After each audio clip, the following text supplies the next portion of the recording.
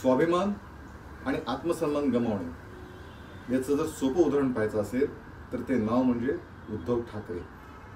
खरं म्हणजे भारतीय जनता पार्टी आणि शिवसेना यांची वैचारिक युती होती, हिंदुत्वावरची युती होती. काँग्रेसला सत्तेपासून दूर ठेवण्यासाठी प्रमोद महाजन, गोपीनाथ मुंडे आणि शिवसेना प्रमुख माननीय बाळासाहेब ठाकरे यांनी एकत्रित केलेली ती वैचारिक पायावरची युती होती. पण सत्तेसाठी, स्वार्थासाठी, मुख्यमंत्रीपदासाठी ही वैचारिक युती, हिंदुत्वाचा विचार सोडत काँग्रेससोबत उद्धव ठाकरेंनी हातमिळवणी केली.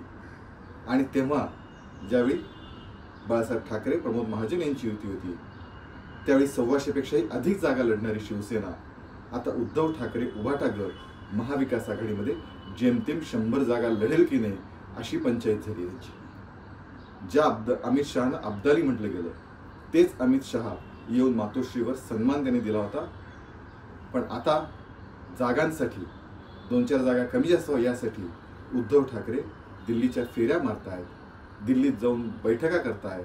त्यावेळी मातोश्रीचा सन्मान गेला, हिंदुत्वाचा विचार गेला, सत्तेसाठी आत्मसन्मानही गेला.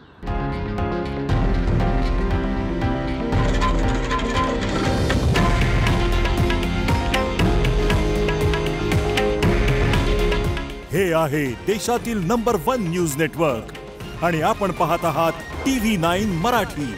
काळजी तुमची, हित महाराष्ट्राचं.